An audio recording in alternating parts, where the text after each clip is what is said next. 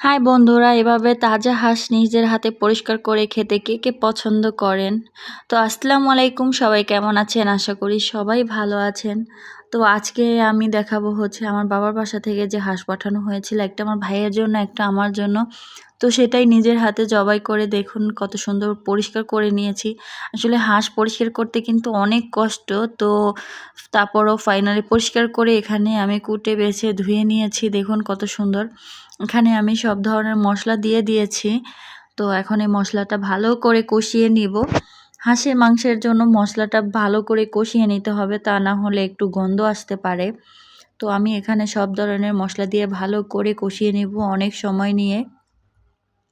তো আপনারা তো ক্যামেরায় দেখতেই পাচ্ছেন যে আমি কিভাবে কষিয়ে নিচ্ছি। এখানে আমার কষানো হয়ে গেছে, তো তারপরও আমি আবার এখানে পানি দেব। এখানে পানি দিয়ে আবারও ভালো করে কষিয়ে নিব। তো মশলা যতই কষানো হবে, যে কোনো তরকারিতে মশলা যত কষানো হবে ততই কিন্তু স্বাদ বাড়িয়ে দেয় এটা খাবারটার। তো এখন আমার কষানো হয়ে গেছে, আমি এখন মাংসগুলো সুন্দর করে দিয়ে দিব এটার মাঝে।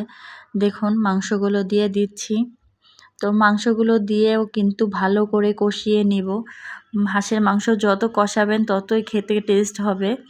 তো আমি এখানে সবগুলো মাংস দিয়ে দিয়েছি। এখন আমি ভালো করে এটা কষিয়ে নিব।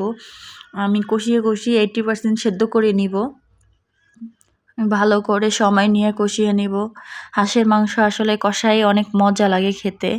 তো কে কীভাবে রান্না করেন আমি জানি না, আমি যেভাবে রান্না করি আপনাদের মাঝে আমি সেটাই শেয়ার করি। তো আপনারা কে কীভাবে রান্না করেন অবশ্যই কমেন্ট করে বলে যেতে পারবেন, কোনো সমস্যা নেই।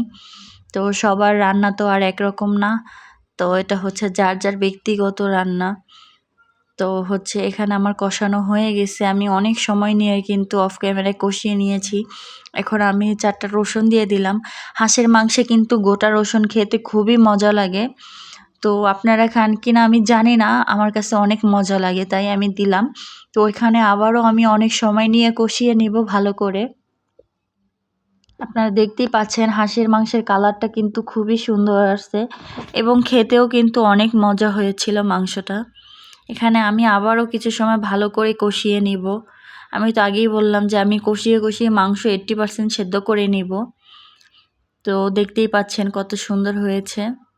তো আমি কিন্তু হাঁসের ঠোঁট খাই, আপনারা খান কিনা জানি না। আপনারা কমেন্ট করে জানিয়ে যাবেন যে আপনারা হাঁসের ঠোঁট পছন্দ করেন কিনা। এখানে আমার ঝোল দেওয়া হয়ে গেছে। তো দেখুন ঝোল দেওয়ার পর আমি ঝোলের পানিটা কিন্তু অল্প পরিমাণে দিয়েছি, যেহেতু আমি হাঁস আগে কষিয়েই অর্ধেক সেদ্ধ হয়ে গেছে। তো এখন আমি ঝোলের পানিটা অল্প করে দিয়েছি, কারণ আমার ঝোলের পানিটা বেশি প্রয়োজন নাই, যেহেতু আমার আগেই অর্ধেক সেদ্ধ হয়ে গেছে। আমি এখন সুন্দর করে ঝোলে সেদ্ধ করে নিব। তারপরে হচ্ছে আমি কিন্তু হাঁসের মাংসে কোনো ঝোল রাখবো না।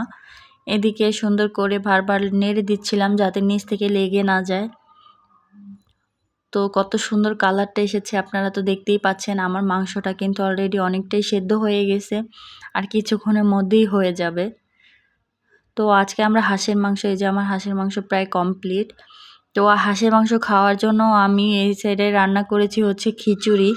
এখানে খিচুড়ি রান্না করেছি। তারপরে হচ্ছে হাঁসের মাংস দিয়ে খাওয়ার জন্য চাপটি পিঠা বানাবো। তো এখানে আমি চাপটি পিঠারগুলা রেডি করে রেখেছি। দেখাচ্ছি আপনাদের, এই যে চাপটি পিঠাগুলা রেডি করে রেখেছি। তো ভিডিওটা কেমন লাগলো অবশ্যই সবাই কমেন্ট করে জানিয়ে যাবেন। ভালো লাগলে অবশ্যই লাইক কমেন্ট করবেন। ভিডিওটা এই পর্যন্ত। আল্লাহ হাফেজ।